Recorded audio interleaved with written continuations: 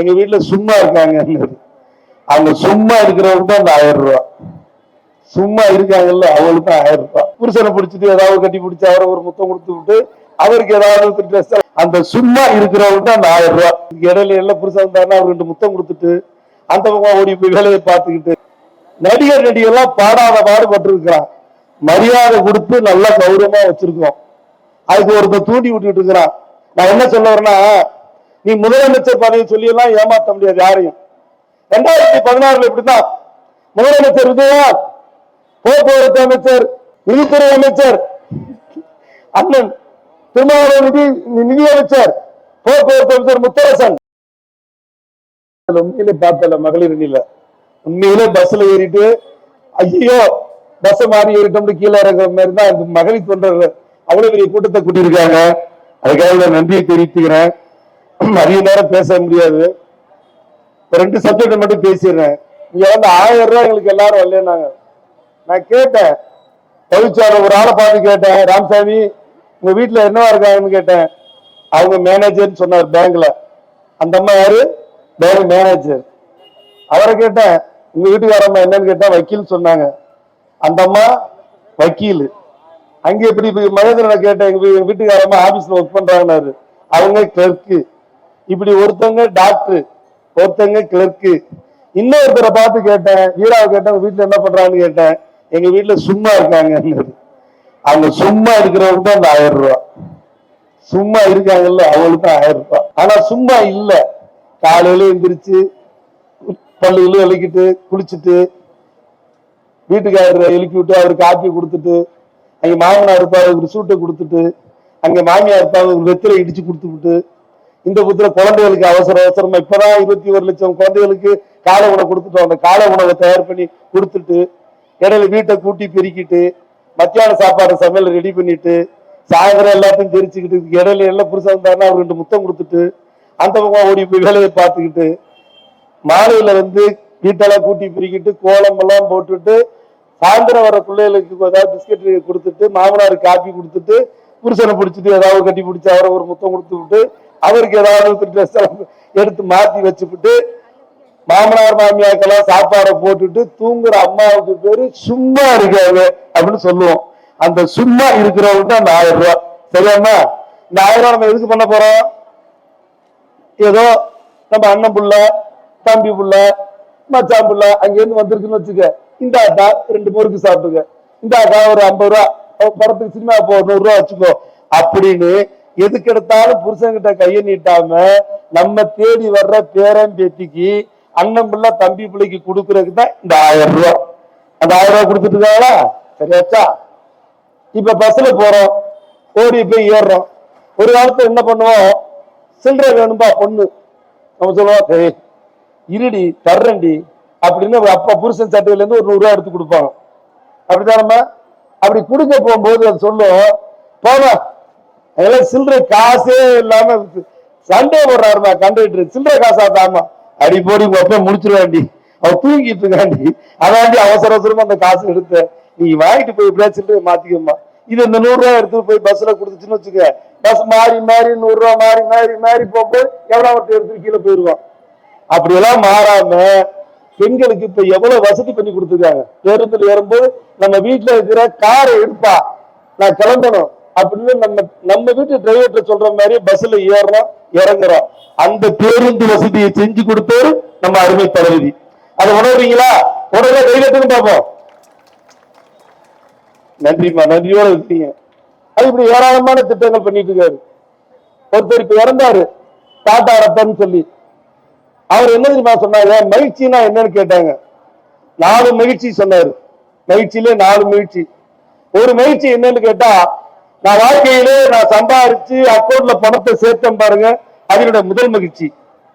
2வது மகிழ்ச்சி, நான் விரும்புகிற பொருள் எல்லாம் நிலமோ காரோ வாங்கி முடிச்சேன் பாருங்க, அது 2வது மகிழ்ச்சி.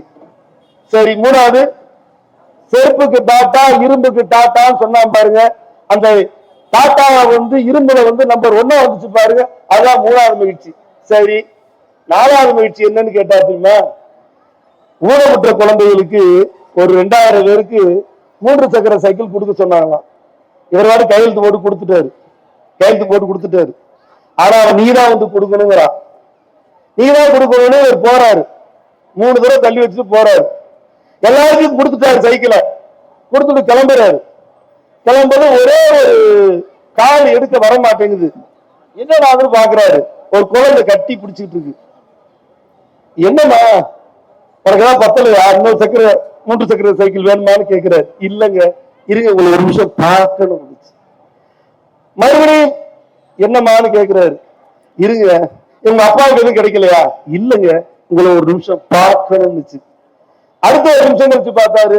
மறுபடியும் அந்த பொண்ணு கட்டி பிடிச்சிட்டே இருந்துச்சு. காலை கட்டி பிடிச்சிருச்சு. வேற ஏதாவது நிதி வேணுமா? இல்லங்க நான் இன்னொரு ஜென்மம்னு இருந்தா நான் சொற்பம்னு இருந்தா அந்த சொற்பத்துக்கு போவேன்.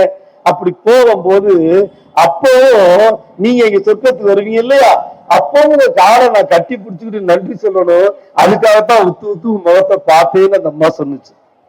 அந்த அம்மா எப்படி அந்த அளவுக்கு அந்த பொண்ணு எப்படி சொன்னுச்சோ அதே மாதிரிதான் தளபதி அவரு கோட்டைக்கு போறாரு. கோட்டையில அந்த மக்களுடைய குறைவெல்லாம் கேட்கறக்கா அந்த தொலைபேசி எடுக்கிறாரு. ஒரு குழந்தை பேசுது. நான் ஆவடி பக்கத்துல இருக்கிறேன், இருளாளர்ல இருக்கிறேன், நான் வந்து நரிக்குற குடியிருப்பை சேர்ந்த பொண்ணுன்னு சொல்லுது. தலைவர் உடனே கேட்கிறாரு, என்னமா எல்லாம் வசதி இருக்கா? இல்லைங்க எங்களுக்கு குடிநீர் வசதி இல்லைங்க, எங்களுக்கு ரோடு வசதி இல்லைன்னு சொல்லுது. உடனே அவர் எல்லாத்தையும் செய்யறேங்கிறாரு. அந்த அம்மா அடுத்த அந்த பொண்ணு கேட்குது, எங்க வீட்டுக்கு நீங்க வருவீங்களான்னு கேட்குது. நான்லமா வர்றேன், தளபதி நான்ல வர்றேங்கிறது. இது முடிஞ்சு போச்சு. உடனே குறிப்பெடுக்கிறாரு. எல்லாத்துக்கும் ஆணையம் பெருக்கிறது. அந்த ஆவடி பக்கத்துல இருக்கிற நரிக்கிற குடியிருப்புக்கு எல்லாமே வந்துருச்சு. இருள குடியிருப்புக்கு எல்லாம் வந்துருச்சு. ஒரு தடவை ஆவடிக்கு போகும்போது நாசரன் என்ன பார்த்துட்டு சொல்றாரு, அந்த குடியிருப்பு இங்க பக்கத்துலதான் இருக்கு அந்த கிராமம்னு கேட்கிறாரு. ஆமான்னு சொல்றாங்க. அதுக்கு என்ன போகலாமான்னு கேட்கிறாரு. திடீர்னு போனா எப்படிங்க, சொல்லிட்டு போகணும்லங்கிறாரு. வேண்டாம் வேண்டாம் திடீர்னு தான் போகணுங்கிறாரு. திடீர்னு இங்க போறாரு. போறதே பார்த்தா அங்க இவரை பார்த்தோன்னே அவங்களுக்கு கையெல்லாம் ஆடுது. அந்த குழந்தைங்க சாப்பிட்டுட்டு இருக்கு. எனக்கு சாப்பாடு தருவீரான்னு கேட்கிறாரு. ஆனா அந்த குழந்தை அது சாப்பிட்டு இருந்ததுல இருந்து தளபதி அப்ப கொரோனா நேரம், கொரோனால வசந்தகுமார் எம்பியில இருந்து அம்மா அன்பழகன் எம்எல்ஏல இருந்து எல்லாத்தையும் நம்ம இழந்திருக்கிறோம். அந்த நேரத்துல கொரோனா நேரத்தை உட்கார்ந்துக்கிட்டு அந்த அம்மா வந்து அந்த குழந்தை வந்து அந்த கார குழம்பு எடுத்துட்டு கோழி குழம்பு சாப்பிடுது. தலைவருக்கு ஊட்டி விடுது. தலைவர் சொல்றாரு ரொம்ப காரமா இருக்குமே அம்மாங்கிறது. அவங்க சொல்றாங்க இதான் எனக்கு நோய் எதிர்ப்பு சக்திங்கிறாங்க. உடனே வாங்கி இவர் அதுக்கு ஊட்டுறாரு. அந்த அம்மா இவருக்கு ஊட்டுது. இவர் சாப்பிடுறாரு. மறுபடியும் அந்த குழந்தை வாயில ஊட்டுறாரு. மறு குழந்தை வாயில இச்சி வச்சாருக்கு. அப்படி எடுத்து இவர் சாப்பிடுறாரு. அதுதானங்க பிடிக்கும். அந்த குழந்தை பார்த்துட்டு அவர் கட்டி பிடிச்சிட்டு அழுதுச்சு. எங்களை தொட்டாவே தீட்டுன்னு ஒதுங்குவாங்க, என் குழந்தைக்கு சோற ஊற்றுறீங்களேன்னு சொல்லி கேட்டாங்க. அதுதான் ரத்தன் டாட்டா சொன்னது. நீ பெரிய சொல்ற அன்னை தெரசா சொல்றோம். அந்த அன்னை தெரசா அம்மா கூட ஒரு கல்யாணம் வீட்டுக்கு போகுது. அப்ப முந்தானை எடுத்துக்கிட்டு எல்லாம் முடிச்சோடனே முந்தானை எடுத்துக்கிட்டு எனக்கு ஏதாவது போடுங்க, இந்த ஸ்வீட் எல்லாம் போடுங்கன்னு சொல்லி கேக்குது. மிச்சப்பட்ட ஸ்வீட் எல்லாம் எடுத்து போடுறாங்க. ஒருத்தர் கோவம் வந்துருச்சு. அவன் மூஞ்சில எச்சியை துப்புறான். மூஞ்சில எச்சியை துப்புனோனையும் எனக்குள்ள நீங்க போட்டுட்டீங்க, குழந்தைகளுக்குள்ள போடுங்கன்னு சொல்லி கேட்டுச்சு அந்த அம்மா. அப்பேற்பட்ட அன்னை தெரசா கூட எடுத்துக்கொண்டே குடிச்சே வெளிய கொரோனா நேரத்துல வாயில ஊட்டி மறுபடியும் சாப்பிட்டு வாயில ஊட்டல. அப்படி மக்களோடு மக்களாக வாழ்கின்றவர் தான் முற்றிலும் கருணாநிதி ஸ்டாலின் என்பதை இந்த நேரத்தில் உங்களுக்கு நினைவூட்டி, நடிகர் வருவதை பத்தியா கவலைப்படாதீங்க. ஒரு ஆள் ரொம்ப பேசிக்கிட்டு இருக்காரு. நான் ஒண்ணு சொல்றேன், இவ்வளவு தூரம் நடிகர்கள் பேசுறீங்களே, இதே நடிகர் வந்து ஜெயலலிதா காலத்துல பண்ண முடியுமா? ஜெயலலிதா படத்துல ஒரு படத்துக்காக அவர் எவ்வளவு கஷ்டப்பட்டு தலைவன் படத்துக்காக ஊட்டி வரைக்கும் போயிட்டு வந்தாரு. ஊட்டி வரைக்கும் போய் ஒண்ணு நடக்கல. அந்த ஆள் இப்ப வந்து லூட்டி அடிச்சிட்டு இருக்காரு. அங்க அல்லு அர்ஜுன் ஆந்திராவில ஒரு படமாக போய் தேட்டர்ல போய் உட்கார்ந்து இருக்காரு. படம் பார்த்திருக்காரு. நெரிசல ஒருத்தன் செத்துட்டான். அதுக்கு அவன் ஜெயில கிடக்குறான். நடிகர் எல்லாம் பாடாத பாடுபட்டு இருக்கிறான். மரியாதை கொடுத்து நல்லா கௌரவமா வச்சிருக்கோம். அதுக்கு ஒருத்தன் தூண்டி விட்டுட்டு இருக்கிறான். நான் என்ன சொல்ல வரேன்னா, நீ முதலமைச்சர் பதவி சொல்லி எல்லாம் ஏமாற்ற முடியாது யாரையும். 2016 இப்படிதான் முதலமைச்சர் விஜயகாந்த், போக்குவரத்து அமைச்சர், நிதித்துறை அமைச்சர் அண்ணன் திருமாவளவன், நிதி அமைச்சர், போக்குவரத்து அமைச்சர் முத்தரசன், ஹெல்த் மினிஸ்டர் பாலகிருஷ்ணன் அப்படி ஒரு முடிவு பண்ணாங்க விஜயகாந்த் தலைமை 2016. என்ன நிலைமை ஆச்சு? தனியாரின்னா கூட விஜயகாந்த் ஜெயிச்சுட்டு இருந்தாரு. இந்த கூட்டணின்னு சொல்லி முதலமைச்சர் சொன்னோனையும் அந்த ஒத்த சீட்டு கூட போய் ஒண்ணுமே எல்லாம் போயிட்டாரு. நாங்க 1% ஆட்சி இழந்திருக்கலாம், நீ ஒரு சீட்டு கூட எல்லாம் போயிட்டீங்க. ஆகவே இந்த முதலமைச்சர் மிரட்டெல்லாம் எடுபடாது.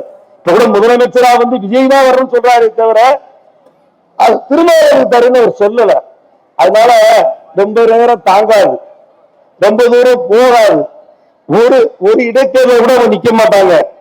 அவங்களை பொறுத்த வரைக்கும் இந்த கூட்டணி ஏதாவது உடைக்கலாமான்னு பாக்குறாங்க. நீ என்ன வேணாலும் சொல்லிட்டு போ, நான் நல்லா சொல்லுவேன். பிரசாந்த் கிஷோர் நான் வேலை பார்த்தேங்கிறான். பிரசாந்த் கிஷோர் பீகார்ல வேட்பாளர் போட்டு எல்லா இடத்தையும் டெபாசிட் போயிடுச்சு. ஒரே ஒரு இடத்துல பிரசாந்த் கிஷோர் ஜெயிக்கல, அதிக ஓட்டு வாங்குறாரு, டெபாசிட்டோட கூட வாங்குறாரு. பாக்கி 3 இடத்துல டெபாசிட் போயிடுச்சு. உனக்கு அப்ப உன்னை அரசியல கொண்டாந்து விட்டானே பிரசாந்த் கிஷோர், அவரே ஒரு இடத்த கூட ஜெயிக்க முடியல. நீ ஏமாத்துற என்று சொல்லி யானைக்கு எதிராக பூனையா, வேங்கைக்கு எதிராக வெட்டுக்கிளியா, சிங்கத்துக்கு எதிராக சிறுத்தையா, என் சிங்கநகர் தலைவன் உதயநிதிக்கு எதிராக நீயா, அட சரிதா போயா என சொல்லி பறவையில் தோன்றினால் நதிகள் பத்தம் என்று அர்த்தம், பார்க்கடல் பொங்கினால் பாலில் பௌர்ணமி என்று அர்த்தம், ஆள் இல்லாமல் அடிக்கடி சிரித்தால்